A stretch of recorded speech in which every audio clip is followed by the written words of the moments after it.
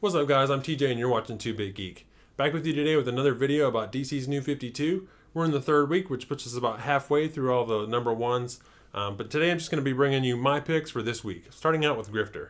Now I've been looking forward to Grifter for a while because I feel like it might kind of fill a void that DC's had for a while now, which is kind of that edgy, dark character that Marvel does so well with characters like Deadpool and Wolverine. DC's never really had characters like that. They've got kind of an anti-hero type character in Batman and other characters, but there's nobody that crosses that line that'll take somebody out and yet still kind of retain the acceptance of his peers. And it'll be interesting to see if DC will cross that line with a new relaunch. If they do, my money's going to be on either Red Hood or someone from Wildstorm, in this case, Grifter. Now the premise for Grifter, at least in this new universe, is that he's kind of a con artist, operating, just taking people's money, but he starts to hear and see things that, other people can't. And eventually, I guess he's going to try to take these guys out. However, I was pretty disappointed with Grifter #1, mainly because it's being pitched as this big action comic. The cover looks great, and I do know better by now than to judge a comic by its cover. But the cover itself does promise a lot of action, and it's a promise that the issue itself doesn't really live up to. I hate the saying that's really popular lately, which is, this issue is just a prologue for the trade paperback. It's really overused. I know that a lot of people said that about Justice League #1, and I didn't feel that was true, but in this case it kind of applies. Grifter does have kind of a burden on it in that it's a migration over from Wildstorm, and they're totally changing the origin of the character as far as I can tell. So they do kind of have to explain that, but at the same time, not that much happens in this comic, and it's hard to be excited about at this point. I feel like it might be good. I'm going to give it a shot for issue #2, but if it doesn't impress me, then I probably will drop this comic. Unfortunately, it just didn't grab me. The art is fine, the writing is okay, but it's just not there yet. So moving on to my next comic, the next thing I picked up was Demon Knights, which is kind of my off-the-wall issue for this week, I guess. I was planning on picking up Frankenstein, but when I read the preview for that, it kind of put me off. It was way too Monster Squad for me. So instead I picked up Demon Knights, and I'm glad I did because it's a fun read. If you don't know anything about Demon Knights, it basically starts out in Arthurian times. King Arthur's court is collapsing, and as a last resort, Merlin kind of merges this demon, Etrigan, who you'll see on the cover, with Jason Blood, who's just a member of Arthur's court, which kind of puts them in an awkward position. And they kind of switch out places as the story dictates. And it's kind of about what happens to them after the fall of King Arthur's court. What do they do during the Dark Ages? And there's actually a lot of characters in here that I recognize just from old DC continuity, and then you might recognize as well. What I found interesting about this is that Paul Cornell keeps the story fairly light. It's not so dark as you might think, with it being a demon in the Dark Ages and wizards and magic and stuff. It's kind of a fun fantasy comic.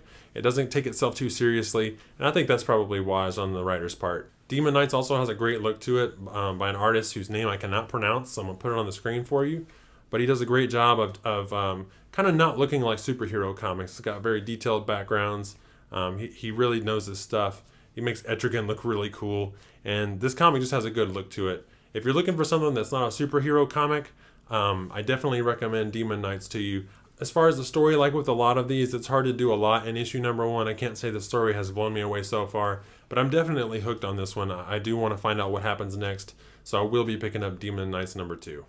So next up is Suicide Squad #1, and this is kind of a fun one too. The basic idea is that they've taken these criminals out of prison and pressed them into service as this kind of task force that can do some black ops, behind the scenes operations. The cast for this one you probably won't recognize for the most part. The only two that I know of are Harley Quinn and Deadshot. I think I've seen King Shark and kind of some C-list, maybe one-page type things in a Batman comic. But really, Harley and Deadshot are the only ones that I know of very well. And what's funny about this comic is the most controversial thing about it is Harley Quinn's new outfit, which I find hilarious because on the one hand, I do think that women should be treated a little more seriously within the comics and objectified less. But Harley Quinn is not really a model citizen. I do agree that Wonder Woman should wear pants, but I don't have as much of a problem with Harley going into battle with a corset and, Daisy Dukes if she wants to, because A, she's not a good guy and she's not supposed to be a role model, and B, she's totally wacko. So I find I have less of a practical problem with her doing that than I do with Wonder Woman going into battle as an Amazon in basically a bathing suit. But fashion aside, this is a pretty cool comic. It's a lot darker than the previous two that I've mentioned. But it's fun, and even though it has a lot of introductory stuff going on, I think it does have a little more going on story-wise for it. It introduces all the characters, obviously, because it's a team book. You kind of need to know who the team is. Story-wise, it's kind of similar to the previous two. I will say that Demon Knights and Suicide Squad have a lot going for it over Grifter. I'll definitely be picking up those two next round.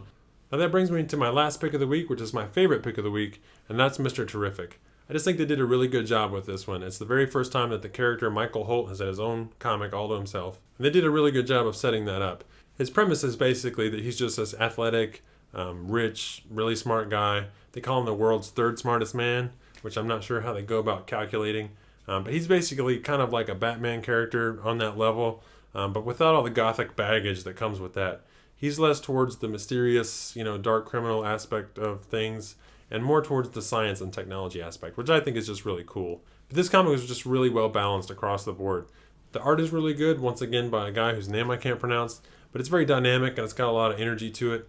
And the story is really good too. It's got a lot of action, it's got humor, but they also get into his origin without getting too preachy or too long-winded about it.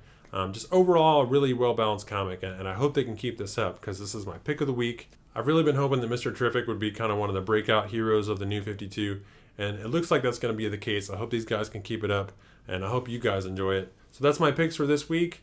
As always, if you got something to say, leave it in the comments below. Feel free to follow me on Facebook or Twitter, follow my channel, and I'll see you guys next time.